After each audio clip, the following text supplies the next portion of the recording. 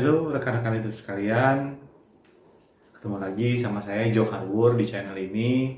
Saya sebelumnya mengucapkan terima kasih banyak kepada seluruh rekan-rekan yang sudah subscribe, like, dan menonton video saya. Saya sangat bahagia sekali karena di video ini sekitar 3 hari yang lalu, ini tanggal 28, sekitar tanggal 25, channel YouTube saya telah dimonetisasi oleh YouTube. Nah, itu sangat-sangat senang sekali. Ternyata usaha saya selama ini tidak sia-sia selama 7 bulan. Saya juga sangat-sangat berterima kasih kepada rekan-rekan karena telah mau membantu channel saya bisa berkembang seperti saat ini dan bisa berhasil di monetisasi oleh YouTube. Terima kasih banyak, dan juga saya appreciate banget buat rekan-rekan yang sudah ngirim pesan, nge-DM di Instagram saya. Selama saya masih bisa menjawab, akan saya jawab. Nah, saya bantu dan kita konsultasi di situ. Terima kasih banyak. Nah, untuk kali ini, video ini memang kita tidak ngebahas masalah rambut. Seperti yang saya bilang di video saya sebelumnya, ngebahas tantangan yang saya ikuti di channelnya Baim Wong. Saya sangat tertarik sebenarnya karena waktu itu saya juga mengalami karantina selama 14 hari karena baru datang dari daerah yang berzona merah. Jadi saya dikarantina di rumah. Kebetulan saya melihat programnya Baim Wong. Saya coba tantangan tersebut. Hari ini saya melihat di YouTube juga hasil dari pengumuman challenge tersebut sudah diumumkan oleh Baim Wong.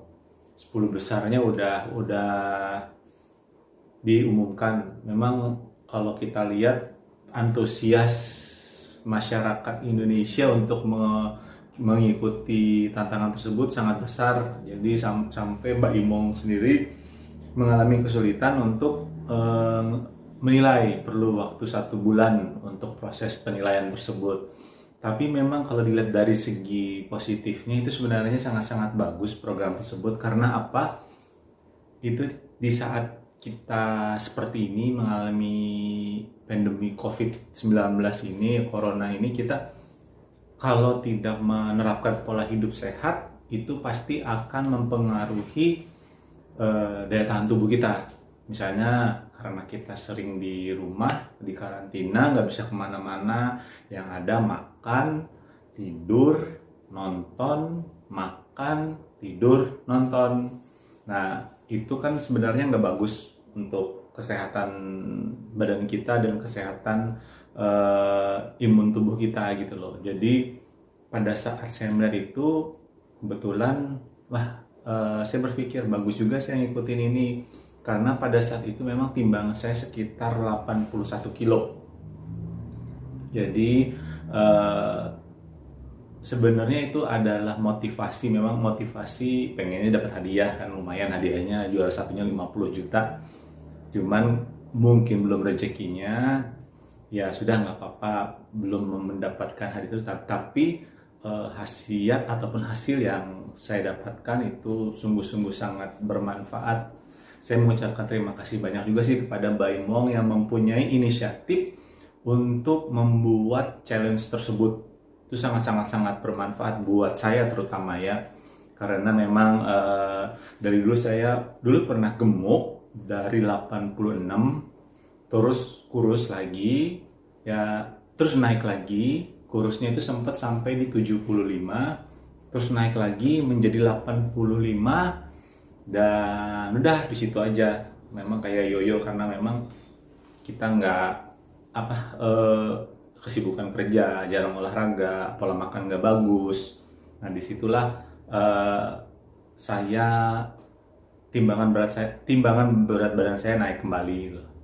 Dan sebelum saya menjalankan program diet saya ini, saya sudah ada puasa memang selama hampir 40 hari dari agama saya menyarankan untuk puasa.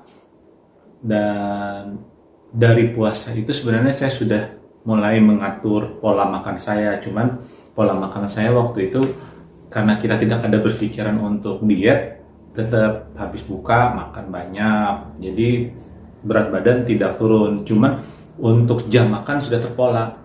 Jam makan sudah terpola. Saya waktu itu puasanya dari jam pokoknya saya makan itu jam 7 malam. Jam 7 malam, makan siangnya jam 12, jam 1,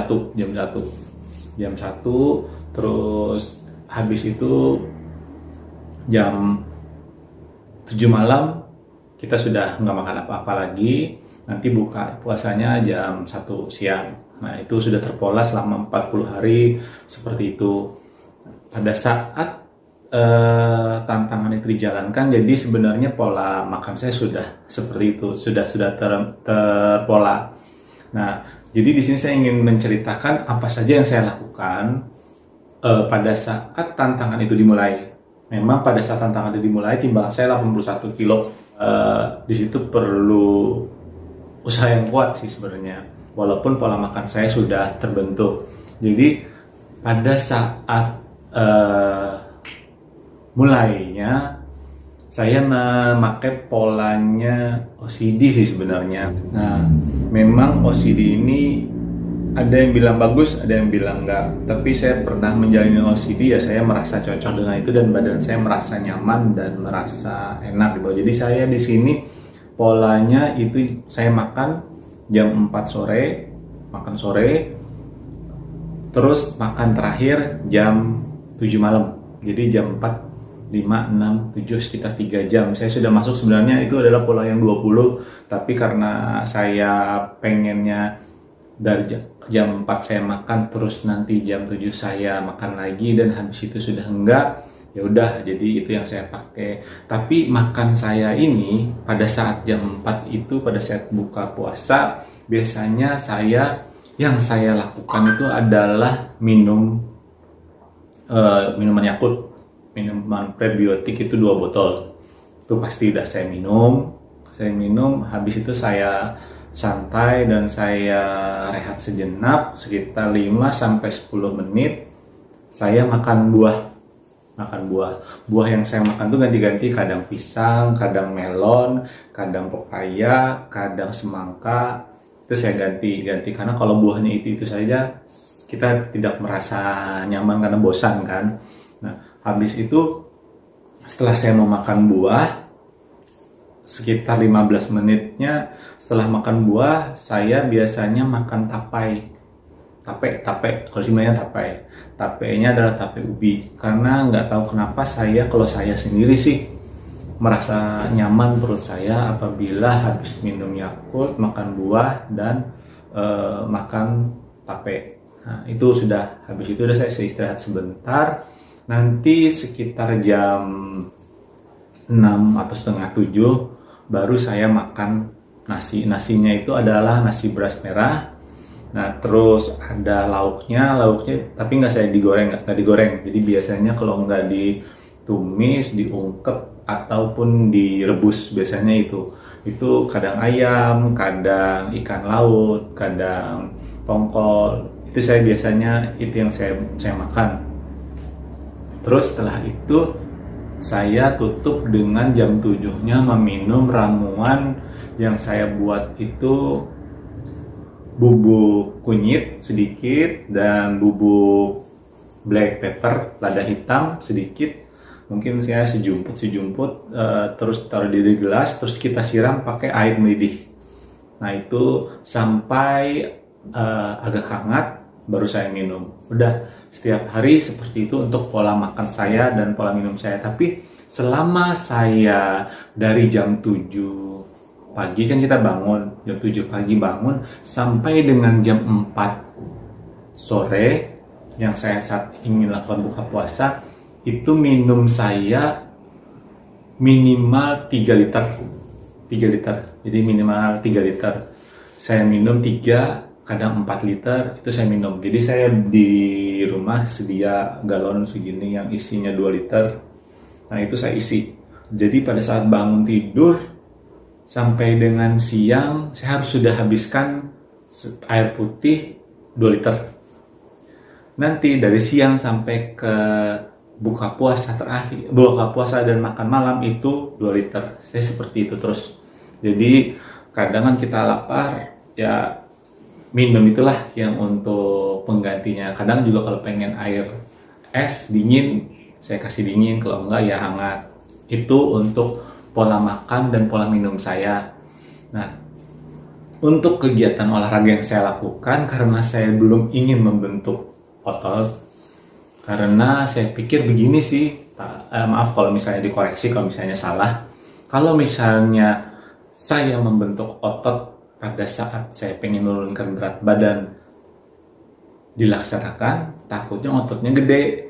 Nah, berat badannya tidak sampai kepada target yang saya ingin turunkan. Nanti kalau misalnya naik sedikit, akhirnya kelihatannya gemuk. Karena saya lebih suka badan yang slim tipis. Saya lebih suka seperti itu. Jadi olahraga yang saya lakukan hanya pagi setelah bangun kardio karena kita nggak bisa keluar rumah, kita diisolasi, jadi TV, pakai YouTube. Kan kadang ada aerobik, itu ada aerobik yang dari saya lupa namanya, terus itu yang saya ikutin. Terus nanti sebelum buka puasa jam 4 sore saya aerobik lagi. Durasi untuk aerobik yang pertama itu adalah sekitar 45 sampai dengan 1 jam itu. Terus aerobik yang kedua yang sebelum membuka puasa biasanya 1 jam, jam 3-an saya itu sama. Aerobiknya saya sekitar 45 sampai dengan 1 jam. Itu yang saya lakukan. Berat badannya lumayan banyak turun, tapi nggak sedrastis yang juara sih. Memang yang 10 besar itu saya lihat drastis. Mungkin mereka memang berusaha keras untuk bisa menurunkan. Bayangkan yang juara satunya itu kalau nggak salah 25 kilo dalam 14 hari. Berarti sehari ada 2 kilo lebih dikit ya. Waduh, itu luar biasa itu. Memang kalau dilihat pola makannya juga luar biasa juga gitu loh. Tapi ya saya hanya mampu seperti itu. Tapi untuk sekarang 70 kilo di tanggal 28 Mei ini berat badan saya 70 kilo. Sempat kemarin menyentuh ke 69. Nah, ini naik jadi 70, tapi saya akan turunin lagi. Pokoknya target saya turun di angka 63 kilo. Jadi dari 81 saya tantang diri saya supaya bisa turun sampai ke 63 kilo. Nah, nanti di 63 kilo baru saya mau memahat otot-otot saya. Saya membuat ini semoga bermanfaat buat rekan-rekan, jadi pemicu di saat pandemi seperti ini, dimana kita mau keluar susah, mau olahraga pun susah, dan kita jangan terhanyut dengan keadaan seperti ini. Dengan keadaan seperti ini kadang rasa malas kita muncul. Nah, itu akan membuat diri kita tidak sehat, membuat imun tubuh kita tidak bagus. Jadi kita di saat sekarang harus tetap menjaga pola makan, pola tidur, terus pola olahraga kita itu harus tetap kita perhatikan. Malah keadaan seperti ini kalau bisa kita akan semakin sehat karena lebih banyak waktu kita di rumah, lebih banyak waktu kita untuk memperbaiki diri kita, baik itu dari segi spiritualitas kita dan juga body kita gitu loh. Jadi di saat inilah mungkin kita lebih introspeksi diri juga sih sebenarnya, apa yang terbaik buat kita dan apa yang terbaik buat lingkungan kita. Dan buat rekan-rekan sekalian, saya infokan ini sebagai penutup, ini adalah model rambut saya terakhir di tanggal 28. Habis ini saya akan kalau bisa saya gundul, akan saya gundul lagi rambut saya. Dan kenapa saya gundul itu akan ada di video saya yang berikutnya setelah ini. Nanti tunggu aja apakah yang akan saya lakukan, kenapa saya menggundul rambut saya. Nanti kita lihat di video berikutnya. Jangan lupa buat rekan-rekan sekalian di like, di subscribe, ditonton, bunyikan tanda lonceng biar selalu mengikuti update video saya. Oke, terima kasih. Sampai ketemu lagi di video berikutnya. Jangan lupa diikutin kenapa saya membotakin rambut saya. Oke guys, terima kasih.